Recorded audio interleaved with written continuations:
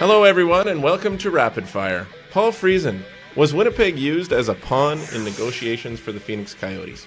I don't think we were used as a pawn by the NHL, but we may have been used as a pawn by somebody else, maybe somebody from Ice Edge Holdings. Remember when the story broke that Winnipeg and the NHL had an agreement in principle to move here if it doesn't work out in Phoenix?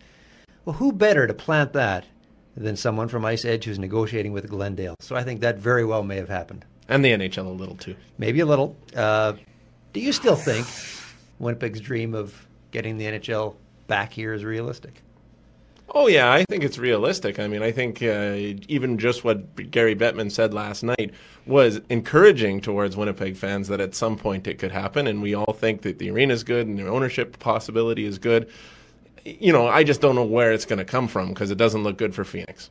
And it doesn't look good as soon as we hoped. No, probably not. Not going to be in the next few weeks, but hey, you know, as long as there's still some hope, I'm a big believer. Okay. Paul, how long will the Coyotes stay in Phoenix? You know what?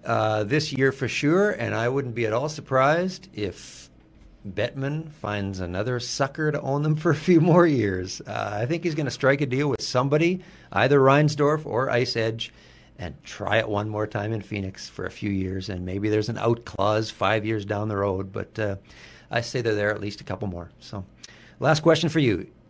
Is Roberto Luongo a choke artist? That's a loaded question. Boy, he sure looked like one in this last playoff series. But he did win the Olympic gold for Canada. I wouldn't say it was all Barely. him. Well, it wasn't necessarily him that won it either. I mean, Canada won it for him. He didn't look good. And he didn't look that good. And he has never looked good in a playoff series when everything was on the line. So I'm going to have to say yes. That's very much it for Rapid Fire for today. Thanks for joining us. We'll talk to you this week.